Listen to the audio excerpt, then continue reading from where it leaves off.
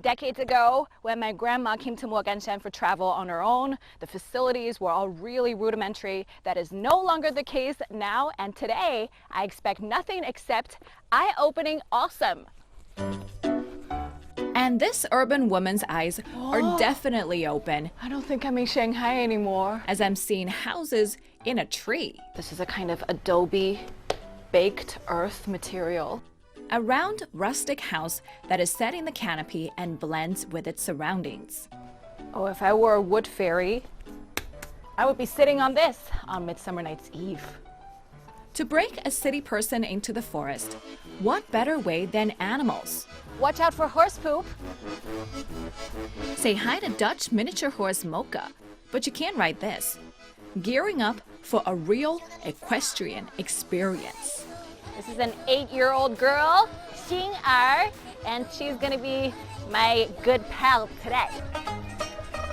The coach told me horseback riding burns about the same amount of calories as swimming. I believe him. Keep the back straight and stand up and stoop down in rhythm as the horse trots. Otherwise, you'll be bobbing around and have some serious pain in your rear before you wake up tomorrow. Xing today is a wonderful workout pal. I'm being worked out to the maximum. After horses, this adventurer set out on a hike with a few families. The amount of panting and sweating shows just how much cardio these city dwellers need. It is my belief that if I were to continue like this, I would lose 5 pounds. Despite the fatigue, the forest soothes the soul with a variety of plants, insects, and other wonders within. Look at this, a very young conifer that just sprouted from the ground. Ooh, who would have thought this pine cone would look like a rose? I hear buzzing in this tree.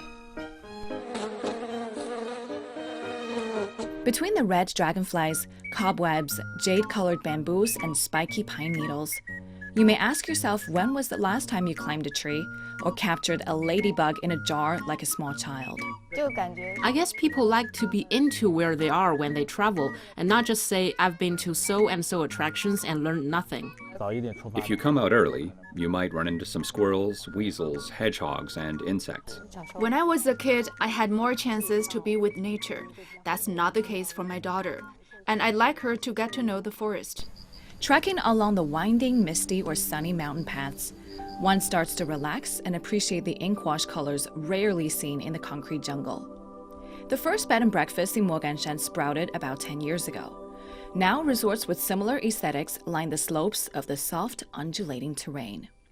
These short excursions are a trend known as Yangjiale, or modern rural fun.